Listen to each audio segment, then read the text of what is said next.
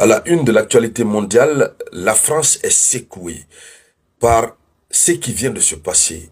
La démission surprise, inédite, inattendue du tout nouveau Premier ministre que Emmanuel Macron a nommé il y a de cela juste 27 jours. Oui, Sébastien Lecornu. Celui-là même qui était le ministre de la Défense, en qui Emmanuel Macron avait vraiment confiance, puisqu'il est militaire.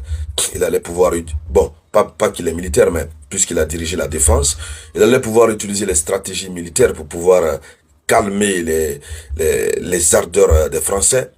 Mais ce qui est très surprenant, ce monsieur a dévoilé son gouvernement hier soir, donc hier dimanche 5 octobre 2025, dans la soirée.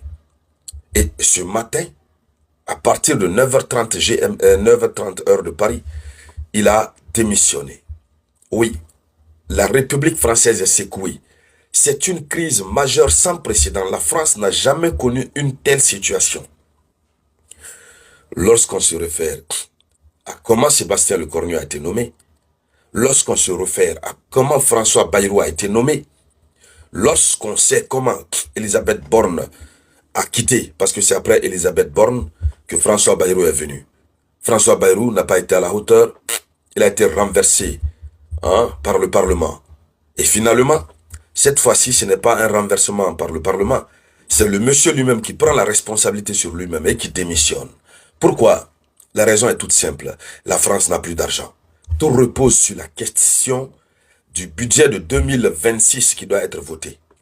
Et tout a commencé à partir de là. Depuis l'époque de Elisabeth Borne, depuis cette époque, tout a commencé là. Oui, ils n'ont pas pu voter, faire passer le budget de façon légale. Ils ont fait le forcing. Ensuite, Elisabeth Borne a sauté, François Bayrou est venu. Il n'a pas été aussi capable. Mais il est allé lui-même engager sa confiance du côté de, comment on va dire ça, du côté de l'Assemblée nationale. Il a été renversé. Sébastien Lecornu a été nommé.